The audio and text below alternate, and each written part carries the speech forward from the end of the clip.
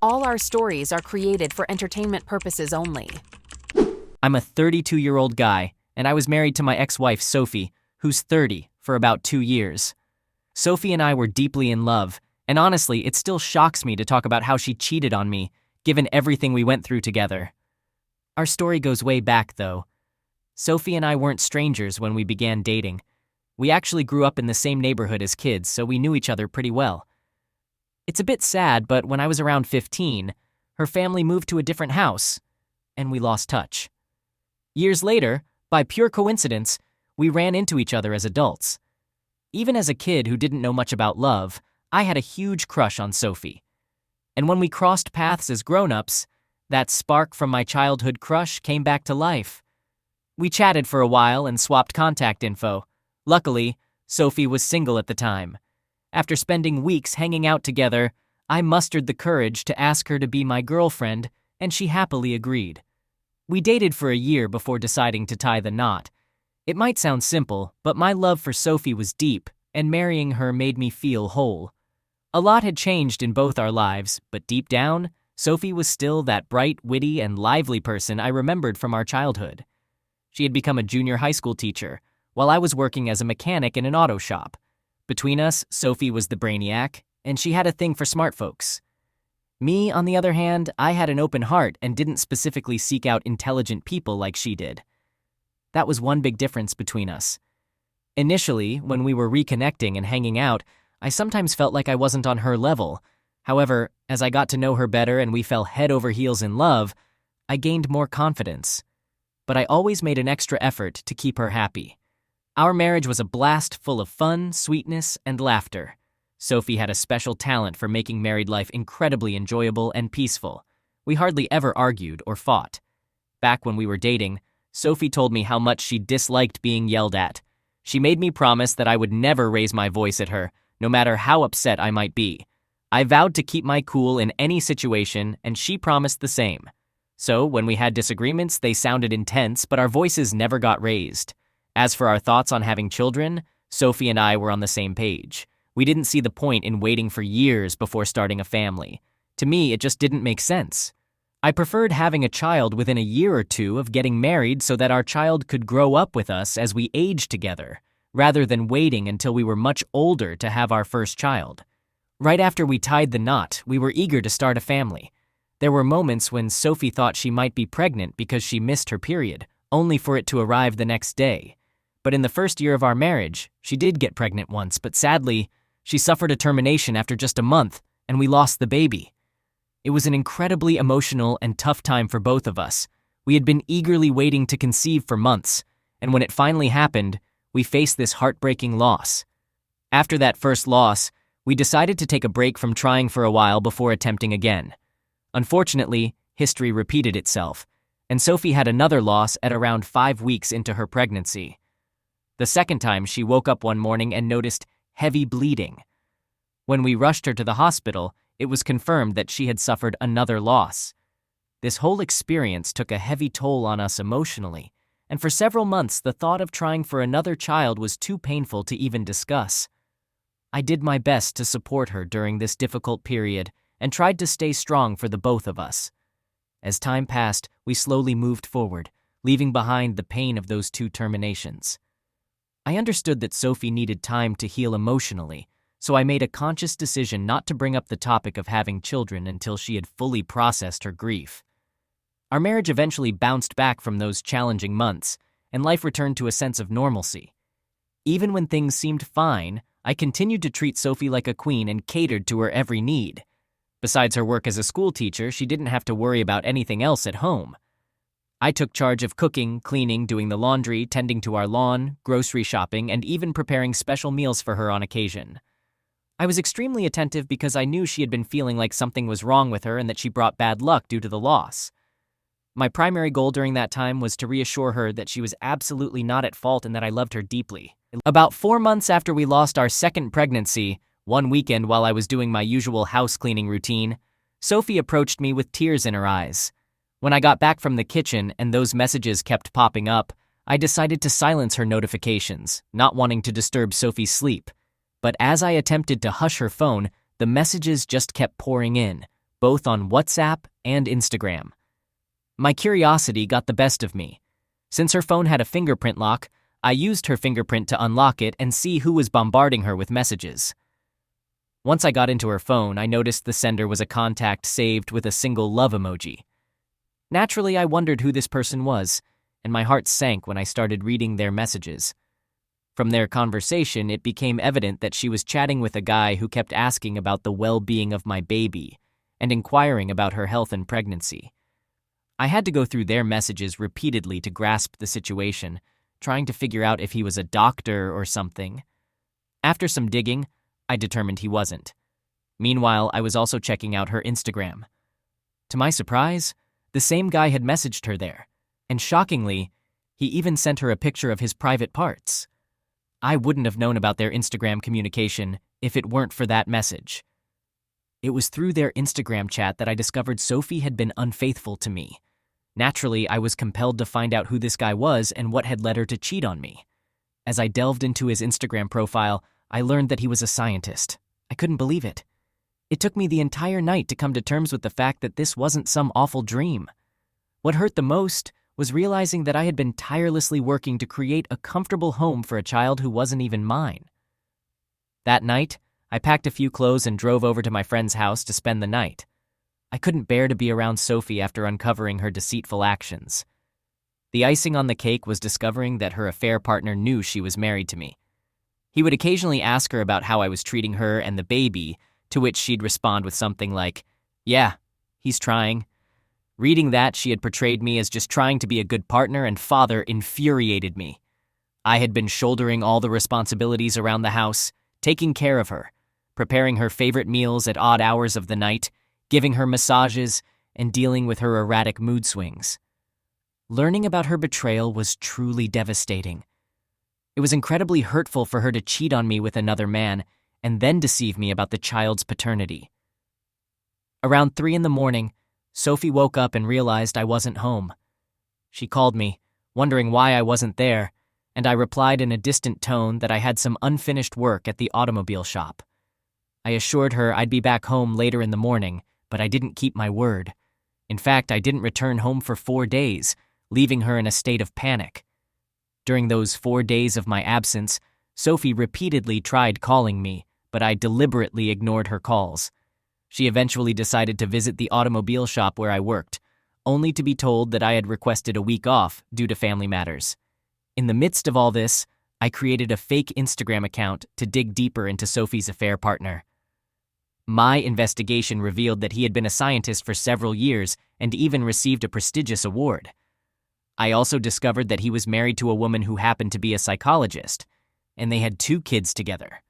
Wanting to expose the truth, I reached out to his wife on Instagram, being straightforward about the situation and providing the evidence, including pictures of their conversations on Sophie's phone. She got back to me the following day, arranging a meeting for us. I met her on the 4th day, the same day I returned home to Sophie. During our meeting, she couldn't believe her husband was cheating on her, even after seeing the evidence. She was heartbroken and almost overwhelmed when I revealed that my wife, Sophie, was pregnant with her husband, Lowell. We decided that we would both confront our respective spouses about the affairs. I couldn't hide my own hurt and anger, which had been festering during those 4 days away. When I finally returned home that evening, Sophie ran to me, but as soon as I stepped into the living room, I told her I wanted to do a paternity test for the baby, catching her by surprise. She questioned my sudden demand for a paternity test, to which I explained that I needed to be certain the baby was mine. She laughed it off, considering it ridiculous, and refused to agree to a paternity test, claiming that the baby was undoubtedly mine. I could tell she was attempting to manipulate the situation. If I hadn't known the truth, her acting might have convinced me that I was the father of her child. That day, I raised my voice at her for the first time in years, and she was taken aback by my reaction. What followed was her crying and accusing me of falsely accusing her of cheating, expressing disbelief that I would do such a thing after all we had been through. I observed as she cried and tried to emotionally manipulate me, but I stood my ground, insisting on a paternity test, regardless of her condemnation. I had printed out copies of the pictures I had taken of her chat conversations, and I threw them at her. She was shocked to see that I had uncovered her truth. After a brief silence, she claimed that it was just harmless flirting with the man, and nothing physical had occurred between them. Her explanations were so feeble that I didn't even feel like arguing with her. Instead, I emphasized that any man referring to her baby as his own was a serious matter, which is why I needed to see the paternity test results.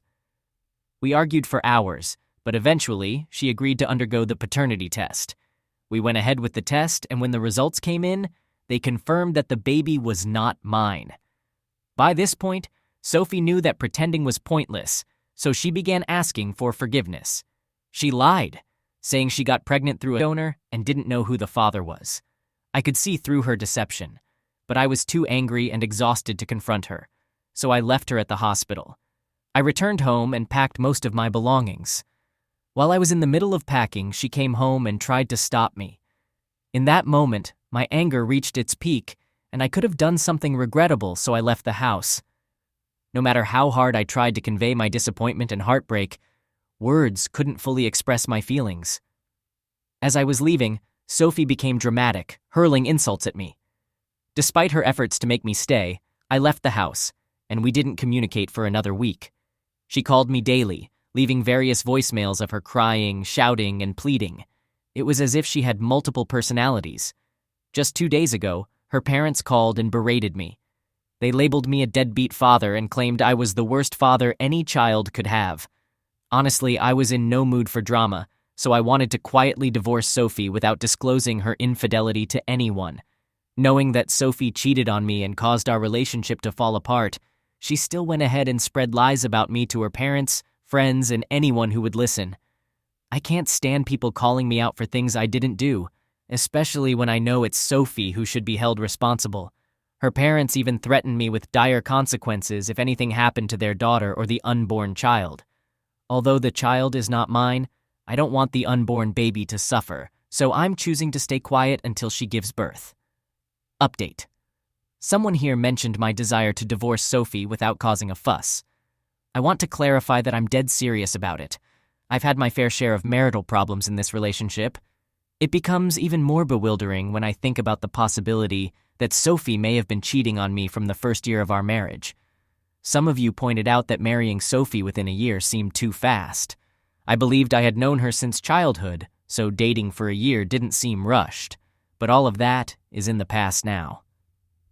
Last week, I made a public post on Facebook hinting at the heartbreak Sophie had caused and how our plans were shattered. A Facebook friend of Sophie reached out to me after seeing the post. You know how social media connects people? He happened to be a fellow teacher at Sophie's school, and he mentioned that he had something important to share about Sophie. I agreed to meet up with him, and he dropped a bombshell. Sophie had been having affairs with some of the fathers of her students. At first, I couldn't believe what he was saying until he showed me a short video he had secretly recorded a while ago. According to him, Sophie had a penchant for getting involved with the fathers of the bright kids in her class, and it seemed like she was pursuing them aggressively. He claimed he wanted to help me avoid trouble, which is why he decided to share this information. Additionally, he mentioned that the school was aware of Sophie's misconduct, which was the real reason she was let go from her job. Not because she chose to quit. It meant that during the time I was struggling to take care of Sophie while neglecting myself, she had been cheating on me. It had to be the only explanation because her income didn't change one bit. Every morning she'd get all dressed up for work and return home around the usual noon. She'd even spin these stories about how much fun she had with the kids in her class, which I now know were total lies. Saying I felt used by Sophie would be a massive understatement. I've never been deceived, used, or manipulated like this by anyone before. Hearing all of those revelations stirred up a level of anger in me that I didn't even know was possible. In the meantime, I've already contacted a lawyer to start the process of getting our divorce papers sorted. Once the divorce is finalized, I'm not entirely sure what my next move will be. But rest assured, I'll keep you all updated on how things progress with Sophie and her never-ending dramas.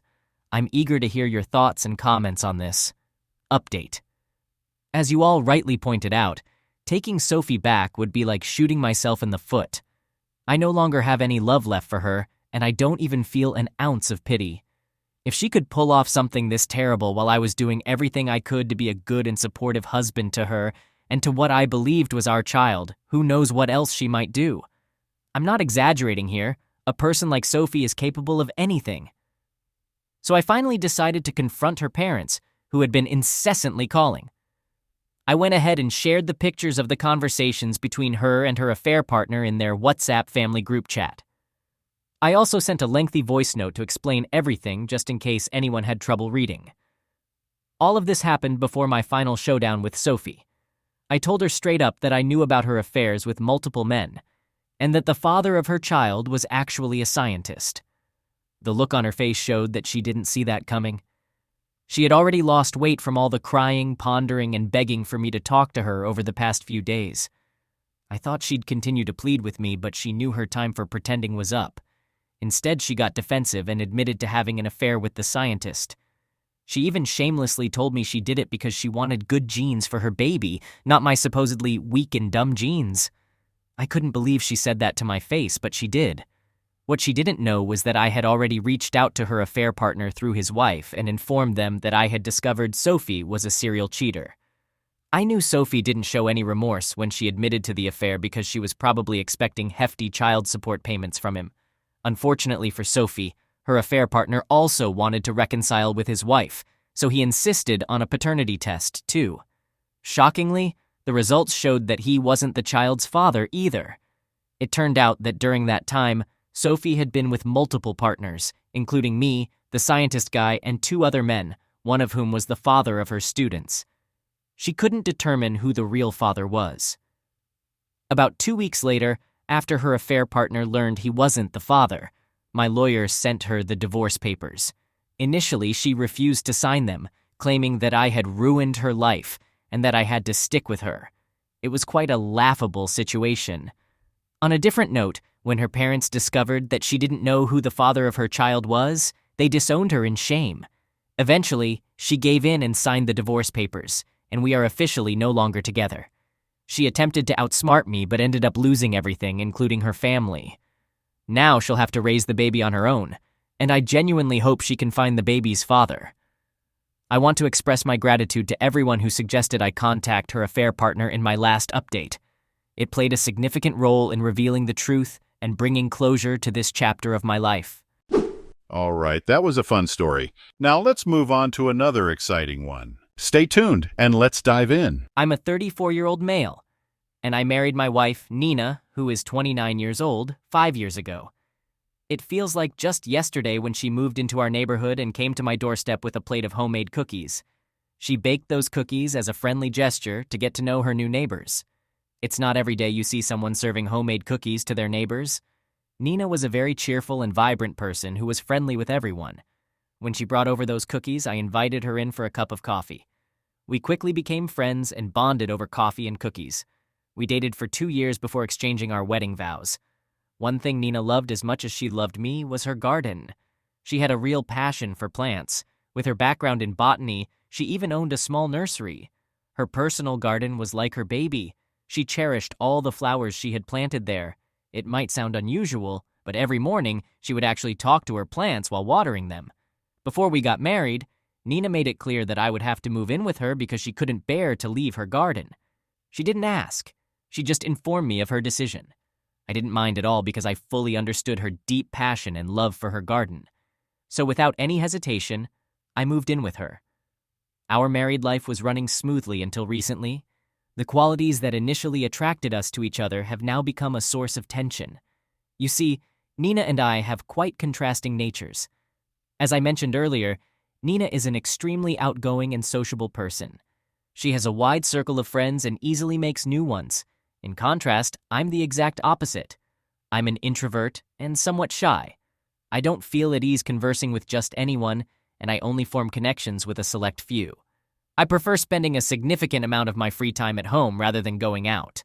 My ideal holiday involves staying at home with Nina, watching TV, and cooking a nice meal for the both of us.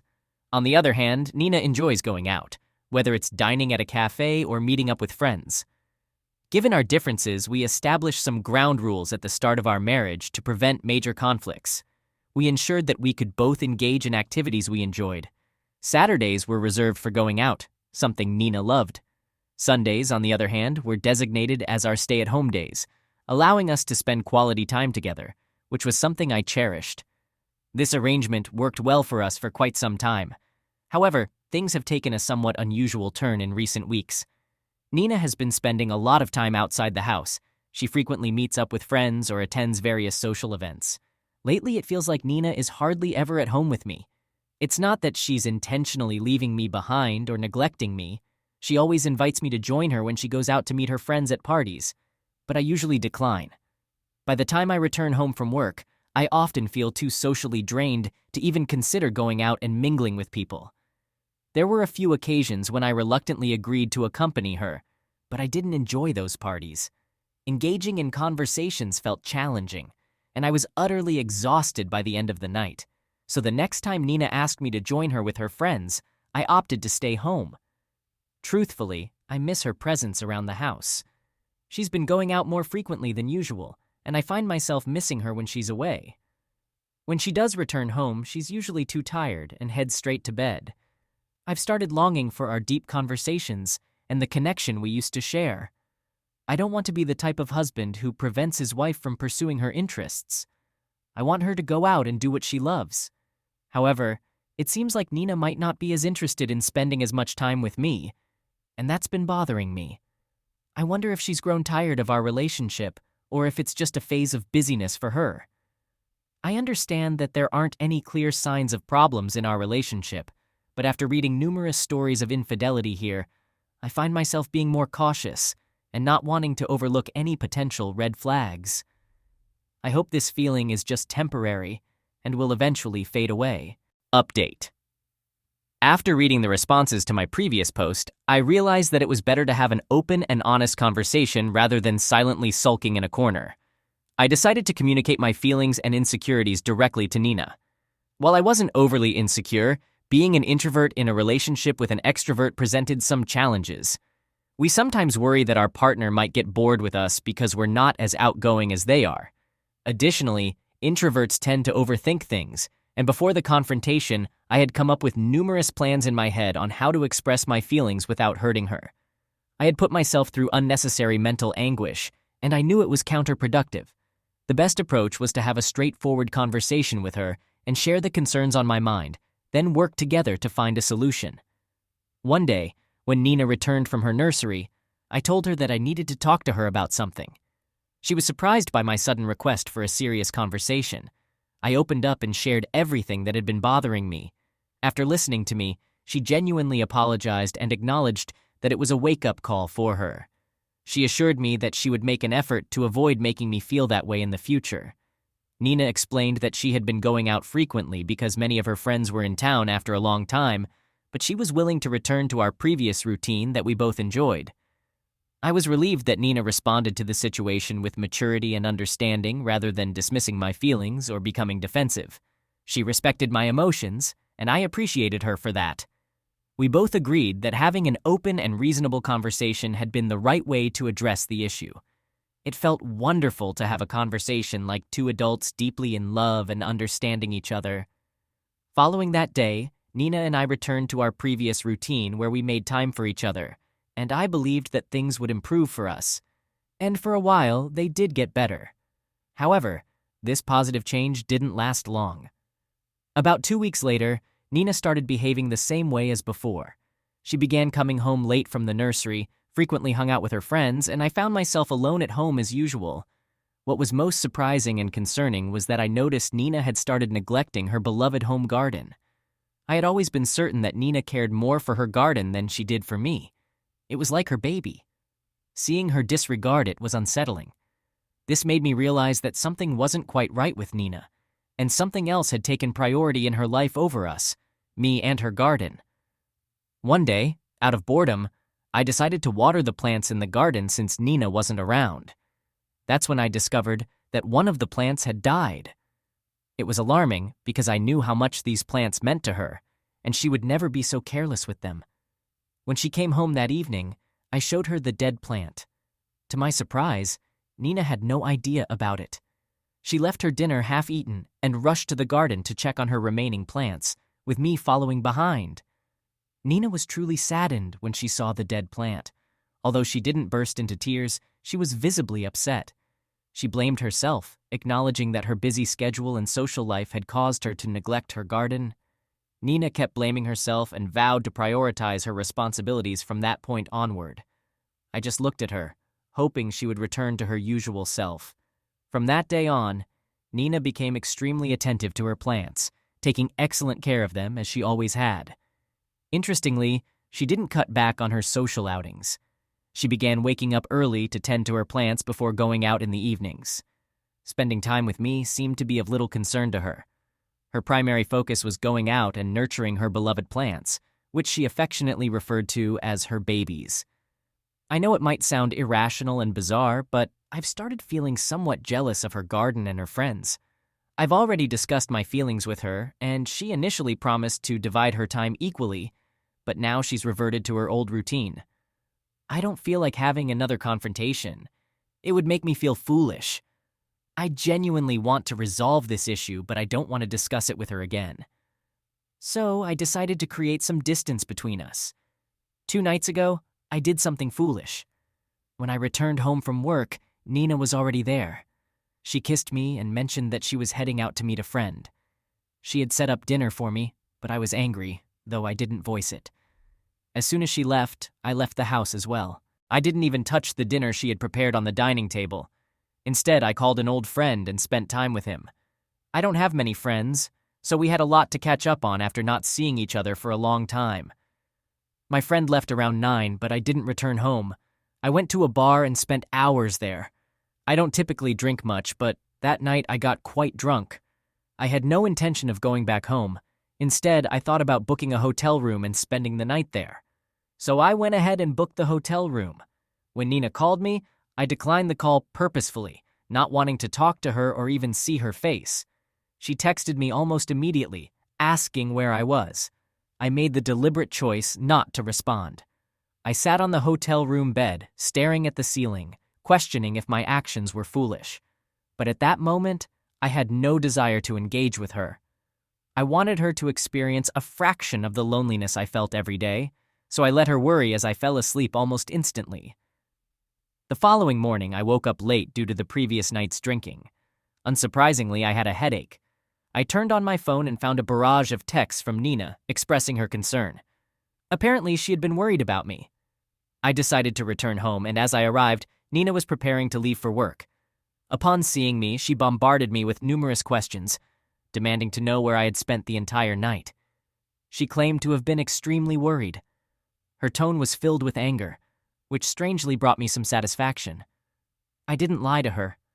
I explained that I didn't want to come home to her since she was rarely there. I often found myself alone, so I opted to spend my time outside the house.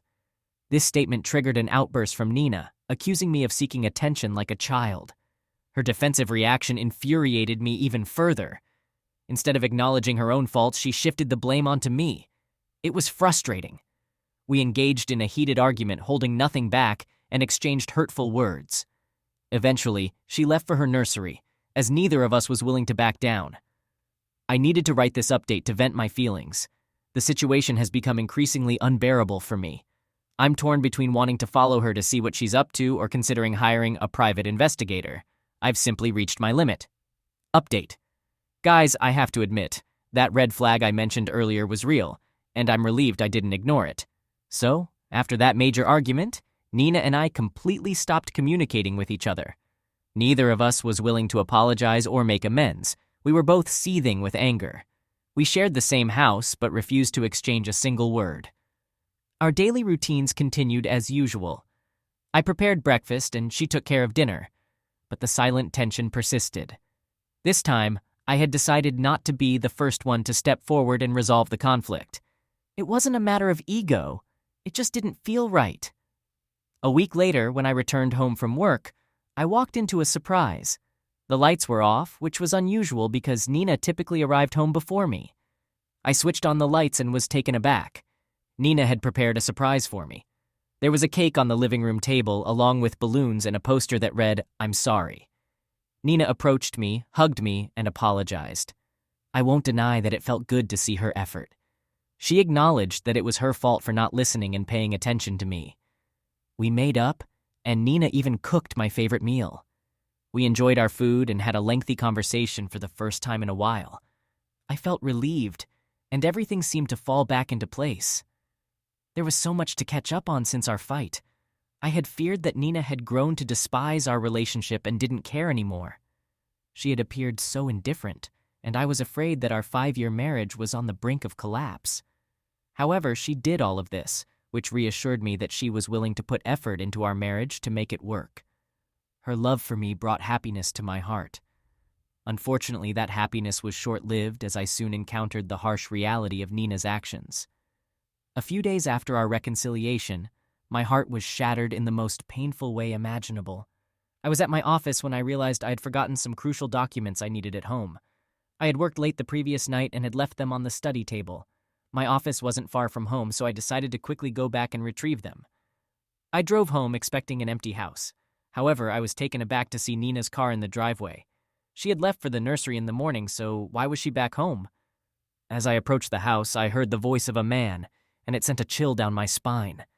Something felt terribly wrong. Who could be with Nina in our house at this time of day? For a moment, I wanted to flee, as I wasn't prepared to face the truth. My thoughts were in disarray as I entered the house.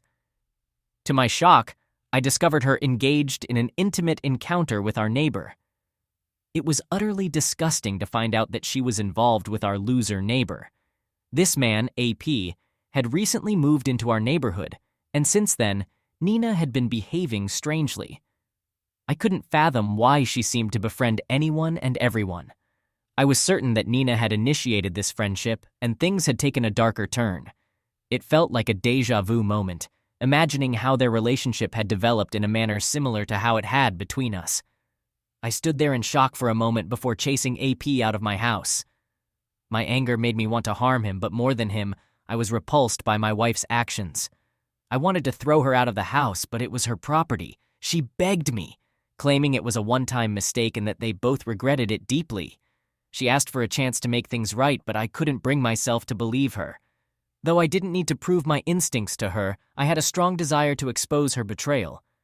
I headed straight for the door camera, realizing that it might have captured the person who had entered my house. We had never once checked the camera's recordings in all the years we'd lived here. Our neighborhood had always been safe, and we had never faced such a situation. But now, it was time to put that camera to use. I opened the footage in front of her and began playing recordings from the past few days simultaneously. I fast-forwarded to the afternoon when she was with him. The recordings made it painfully clear that this wasn't a one-time occurrence. I felt a surge of anger towards both of them, him for his despicable actions and her for her betrayal.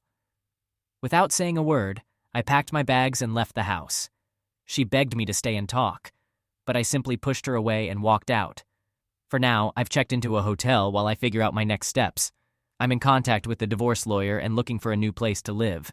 I've blocked Nina on all channels, and even after a week, I still see her messages in the spam folder, but I can't bring myself to read them as it fills me with anger. I'll provide an update once this chapter of my life comes to a close. Update. When I made my last update, my mental state was in a pathetic condition. But as I write this now, I realize how far I've come on the path to healing. During that dark period, revenge consumed my thoughts. I yearned to devise a plan that would inflict the same pain on Nina that she had caused me. I wanted her to experience the anguish I had felt. I began plotting my revenge relentlessly. It became an obsession. I felt I needed to get even. Nina couldn't escape unscathed after what she had done to me. I brainstormed various ways to make her suffer, but life had other plans, and I eventually moved on after the divorce was finalized. I had intended to provide an update once the divorce was settled, but I didn't want to revisit my past through this thread, so I chose to ignore it. I apologize for that. I did respond to all the kind individuals who checked up on me through PMs and comments. About a week ago, Nina reached out to me through a new email address as I had blocked her on all previous platforms. She conveyed that she was in a miserable state on multiple fronts. She shared with me that AP had betrayed her in the worst possible way. Shortly after our divorce, AP moved in with her. As I mentioned before, he was a lazy individual without a proper job, relying on Nina's income. At Nina's request, he began working at her nursery to assist with the workload, but that's when he started his scheme. He began shipping nursery plants outside and selling them at lower prices to pocket some extra cash. Nina quickly noticed the disappearance of these plants. When she confronted him, he claimed they had probably been stolen during the night. Meanwhile, he managed to obtain ownership papers for the nursery and sold it to make a quick fortune. Afterward, he vanished with the money, leaving her in the lurch. Nina was utterly devastated, having lost something that meant the world to her. Now she finds herself in a dire situation, lacking emotional support and facing financial struggles, completely alone. I replied to her with a single text, reminding her that she had made me feel the same way. Now she was lamenting the waste of her efforts, and I couldn't help but draw a parallel. I had spent numerous years nurturing our relationship, only for her to discard it so easily in favor of a fling with our neighbor, who clearly wasn't serious. It felt like her karma catching up to her, as she was experiencing the pain she had inflicted on me. That day, my belief in karma grew stronger. Nina was reaping what she had sown, and it was not to her liking. Despite my clear declaration of wanting no contact with her, Nina made several attempts to reach out and apologize. However, I remained steadfast in my decision to ignore her. I learned from a friend that she was facing significant financial troubles due to the loss of her nursery. The neighbor she had cheated on me with had vanished from her life and returned to his wife, leaving Nina utterly alone in every aspect. Moving on from that divorce was far from easy, and it left me shattered. But I had no other choice. I threw myself into my work to keep her thoughts from haunting me, and it proved to be beneficial. I worked diligently to stay occupied and eventually earned the promotion I had always desired. This achievement would not have been possible without prioritizing myself and my mental health. I severed all ties with my past and focused wholeheartedly on the present, which allowed me to regain control of my life and find stability.